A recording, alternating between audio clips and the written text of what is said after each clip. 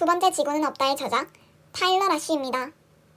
타일러 라시는 미국 출신 방송인으로 시카고 대학교에서 국제학, 서울대학교 대학원에서 외교학을 전공하였습니다.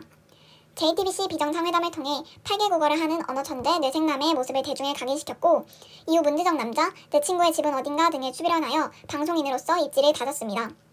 어린 시절부터 환경에 관심을 두고 2016년 WWF 세계자연기금 홍보대사로 활동하고 있습니다.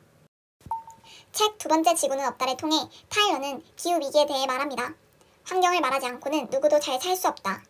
이 문장을 주제로 하여 인간이 만든 시스템을 영구적인 것으로 여기고 인간과 자연은 연결되어 있다는 점을 애써 외면하며 살아가는 인간을 책을 통해 독자에게 제시합니다. 또한 인간은 수도를 열면 쏟아져 나오는 물을 당연시 여기며 마음껏 숨 쉴 수 있게 해주는 공기가 어디서 만들어지는지에 대해 관심을 기울이지 않는다는 점을 날카롭게 파악하여 인간이 만든 참담한 결과에 대해 가슴 아파합니다. 때문에 타일러는 책을 통하여 자연과 인간 존재를 연결하는 성찰과 환경 문제를 보는 새로운 시각을 제시하였고 제작 과정의 모든 부분에 관심을 가지며 책을 제작하였습니다. 글쓴이는 대학 시절 한 수업을 통해 6도의 멸종이라는 책을 접하게 됩니다. 6도라는 수가 큰 숫자로 다가오지 않기 때문에 대부분의 사람들은 지구온도 상승이라는 말에 크게 공감하지 못합니다. 지구의 온도가 0.5도 상승했습니다. 엘니뇨 현상이 발생해 무역풍의 세기가 약해지면서 비교적 습한 한랭 지역이었던 동쪽북은 페루, 에콰도르와 같은 나라들은 온도가 상승하여 강수량이 늘어나 대규모 홍수가 발생합니다.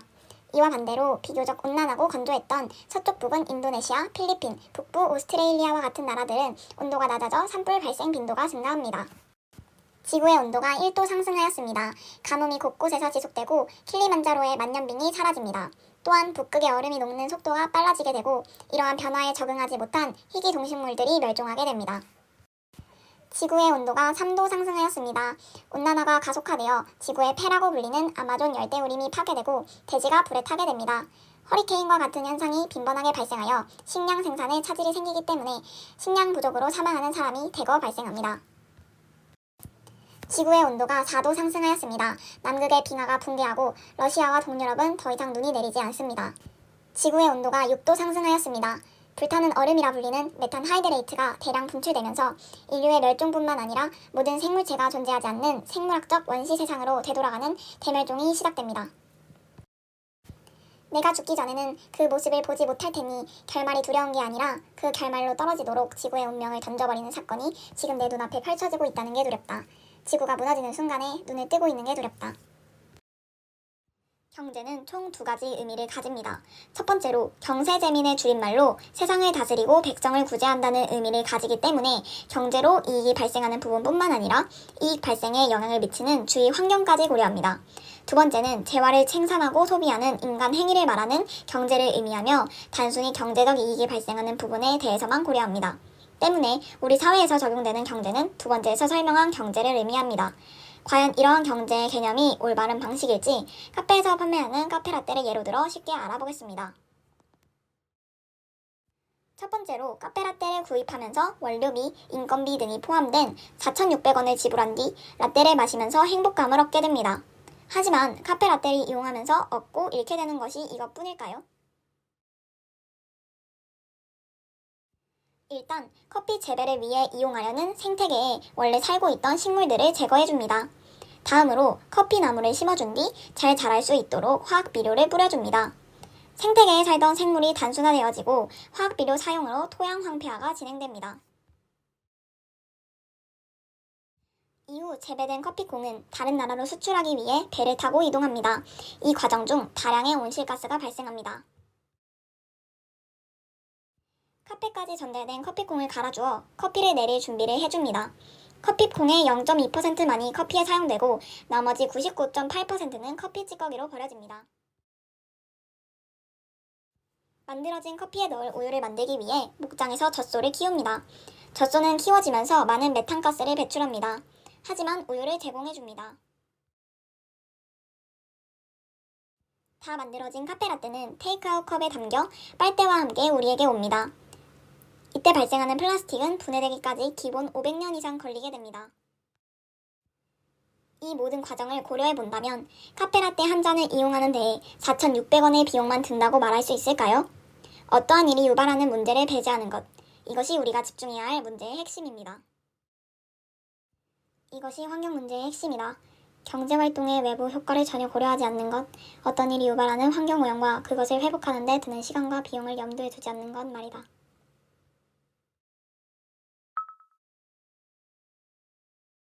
우리나라는 1년에 약 3.7개의 지구를 사용한다고 합니다.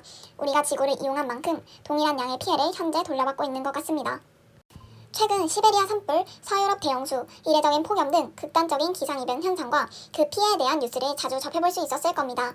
특히 우리나라는 올해 평균 기온 상승으로 인해 서울에서 벚꽃이 100년 관측사상 가장 빨리 개화하였고, 지난 2020년도에는 여름철 최장 장마로 인해 큰 피해를 입는 등의 사례를 통해 우리나라를 포함한 세계 곳곳에서 지속적인 기상이변 현상과 피해가 발생하고 있음을 알 수 있습니다.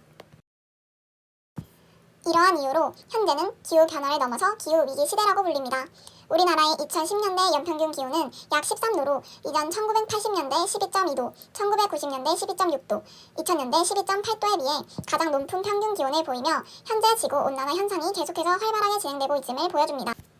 강수량은 장기적으로 큰 변화가 진행 중이며 최근 30년 동안은 과거 30년과 비교하였을 때 연 강수량이 135.4ml 증가하였고 강수일수는 21.21 감소하였으며 여름철 강수량이 뚜렷하게 증가하였음을 보여줍니다. 우리나라 주변 해양의 해수면과 해표면 수온은 지구 평균보다 높은 변화율로 상승하고 있으며 해양 산성화 또한 계속해서 진행 중에 있습니다. 지난 30년간 우리나라 전 연안의 평균 해수면이 매년 3.12ml씩 높아지고 있음을 또한 알 수 있습니다. 지구 평균 기온 1.5도 상승까지의 예상 시기는 2021년부터 2040년으로 예측하여 이전의 예상보다 약 10년 정도 빨라진 것을 나타내주고 있습니다. 이는 지구의 온도가 1.5도 상승하기까지 단 20년도 남지 않았음을 의미하고 있습니다. 은행에서 돈을 빌리지 못하면 다른 은행, 다른 금융권을 찾아가면 그만이지만 지구의 진빚은 그럴 수 없다. 지구는 하나뿐이기 때문이다. 지구가 더 이상 인류에게 생태 자원을 빌려줄 수 없다면 남은 선택지는 종말뿐이다. 사람들은 분리수거를 정말 열심히 하지만 분리배출되어진 것의 몇 %가 재활용되고 어떤 과정으로 다시 재사용되는지는 잘 생각해보지 않습니다. 우리가 분리배출한 것 중 오직 14%만이 재사용된다고 합니다. 더욱 올바른 분리수거를 위해 우리가 분리수거한 쓰레기들이 어떻게 처리되는지에 대해 살펴봅시다. 반입 투입 설비, 유리병 선별 설비, 플라스틱 선별 설비, 자력 선별 설비, 스티로폼 감용 설비 등으로 먼저 나뉘어지게 됩니다. 가연성 쓰레기는 소각시설에서 소각 처리하고 불연성 쓰레기는 매립장에서 매립합니다. 음식물 쓰레기는 사료화 시설에서 단미 사료를 만들어 축산 농가에 무상으로 지급합니다.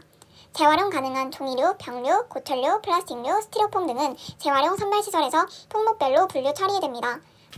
분리수거, 분리배출, 전기를 아껴 쓰는 것, 기본이지만 그것으로는 충분하지 않다.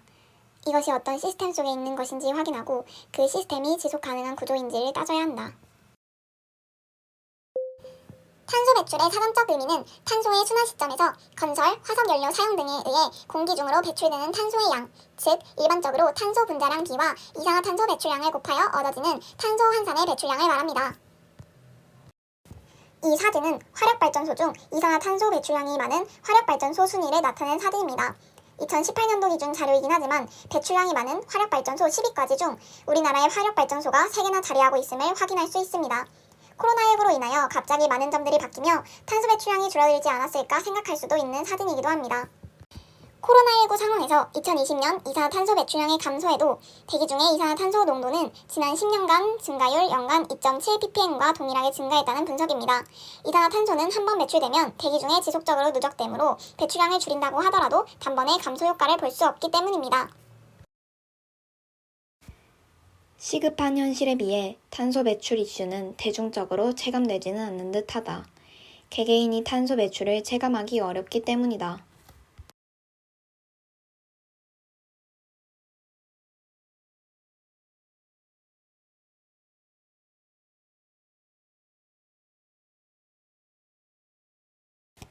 한국 P&G와 자원순환사회연대의 조사 결과에 따르면 국내 소비자들은 환경에 대한 인식은 높으나 실천은 상대적으로 부족한 결과를 나타내고 있습니다.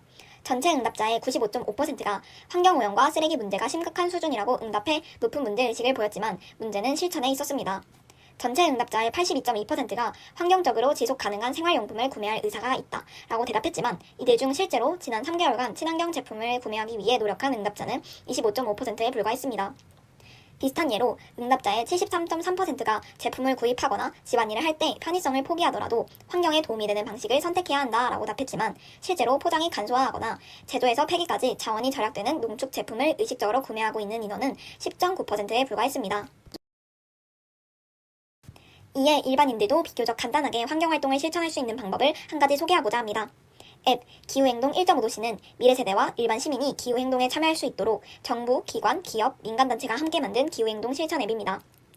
실전 일기는 물론이고 각종 챌린지를 통한 이벤트, 환경 퀴즈도 마련되어 있습니다. 환경도 작은 활동부터 재미를 붙여 나가며 실천할 수 있으며 결코 복잡하고 거창해야만 하는 것은 아닙니다.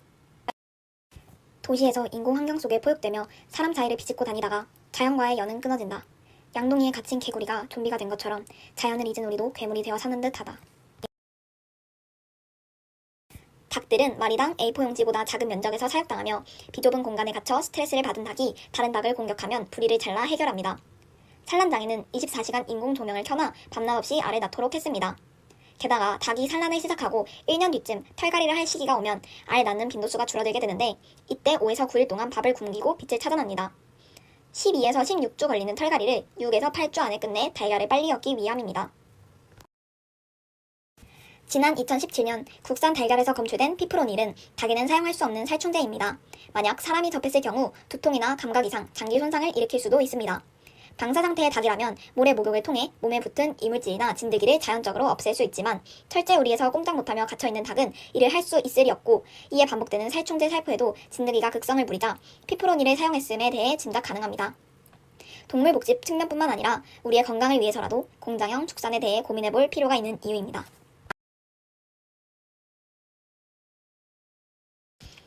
이를 해결할 방안으로 동물복지 축산이 있습니다. 배터리 케이지에 갇혀 공장의 부품 마냥 사육되는 것이 아닌 동물의 정신적, 신체적 고통을 최소화하고 동물복지를 증진하기 위해 적절한 수의학적 처치, 쾌적한 사육 환경, 본래 습성 유지에 필요한 시설 등을 동물에게 제공하는 축산의 형태입니다. 공장식 축산에서 사용하는 배터리 케이지나 스톨과 같은 감금틀을 사용하지 않으며 부리 자르기, 꼬리 자르기 등의 신체 훼손은 금지되고 질병이 없는 경우엔 항생제, 성장 촉진제, 호르몬제 등을 투여하지 않습니다. 동물복지 축산 농장 인증을 받은 농가에서는 우유류와 식용란의 포장 또는 용기에 동물복지 인증 마크를 부착 가능합니다. 우리의 일상생활 속 작은 선택이 어딘가에서는 가축들의 고통을 조금이나마 덜어줄 큰 원동력으로 작용할 수 있습니다. 동물들은 분뇨로 범벅이 된 비좁은 공간에서 사육된다. 자연히 면역력이 떨어지고 질병에 취약해져 많은 항생제를 먹고 마시고 맞아야 한다. 우리가 먹는 많은 고기는 이런 과정을 거쳐 우리 식탁에 오른다. 과연 인간이 다른 종에게 이런 병적인 삶을 강요할 수 있는가? 이런 생각을 하면 참담하고 슬프다.